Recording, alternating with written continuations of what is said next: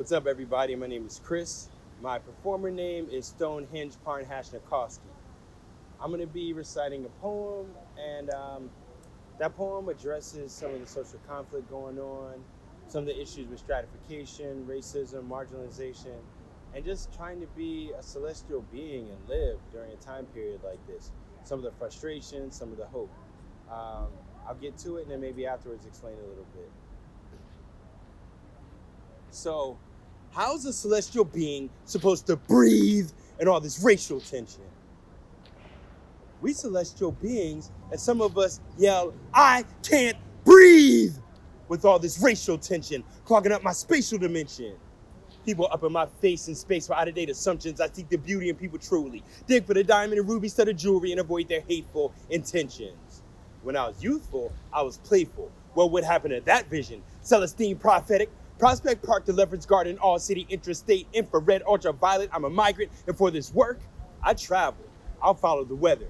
Humans need natural resources like the birds and butterflies, so who formed the borders?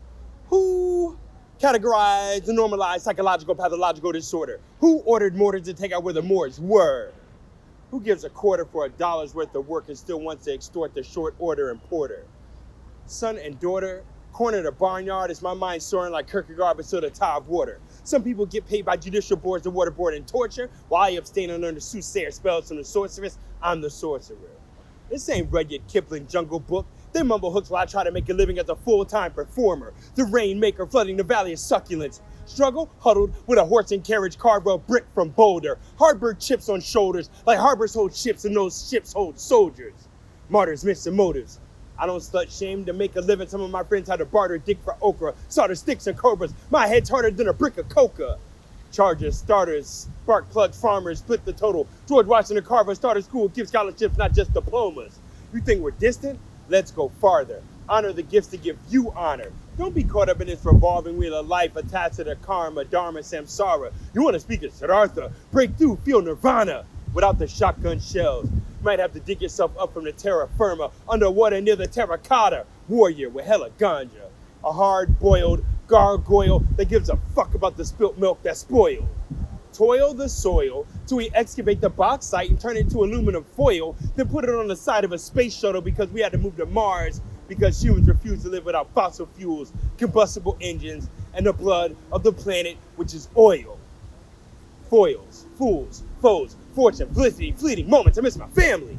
I'm trying to show y'all my reality, but everything on TV and the internet's facsimile. Peace, y'all. Thank you.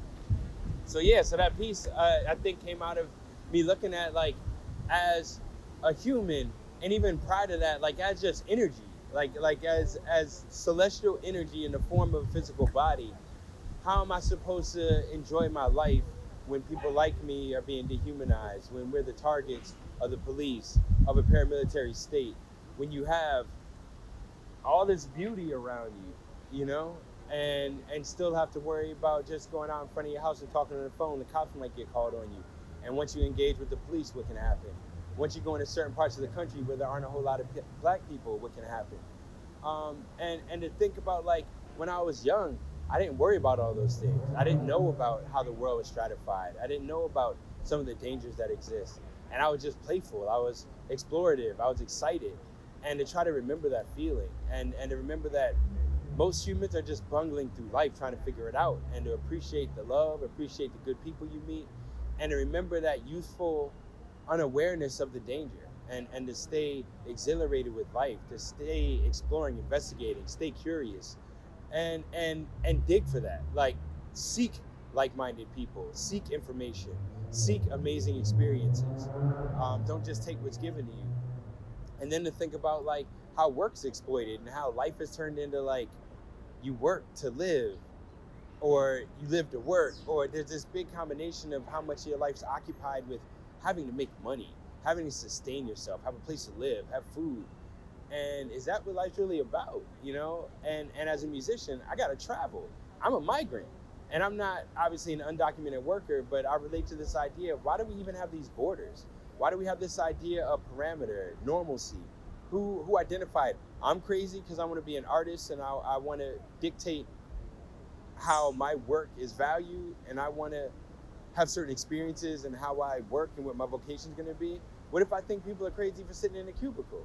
But what if there is no crazy? What if it's just like humans? And why did psychologists come up with this idea of normalcy and deviance? And that just goes on in my mind of like, you know, as an artist, I get paid to share ideas. There are other people that literally get paid to waterboard people. There are other people that get paid to like torture and brutalize people, and that's their job every day. And then what effect does that have on them? What's the effect that has on society, knowing that that's legitimate, you know? And what is our art worth? And I think of how we use our resources, how we use the planet, how we all contribute to the betterment or the detriment of the world around us. And so what part do I want to play? You know, and then the reality of, you know, I just miss my folks. The most important things: family, friendship, love, connectivity. And I'm so caught up on all this other stuff, am I missing out on just spending time with the people I love? So that's what that poem's about. I hope y'all have a wonderful day. The name is Parn Hashnakovsky. Say the name, spell it right. Chris Carr. I'll see y'all soon. All things Brooklyn Wildlife, all things Gamba, Black Land Ownership.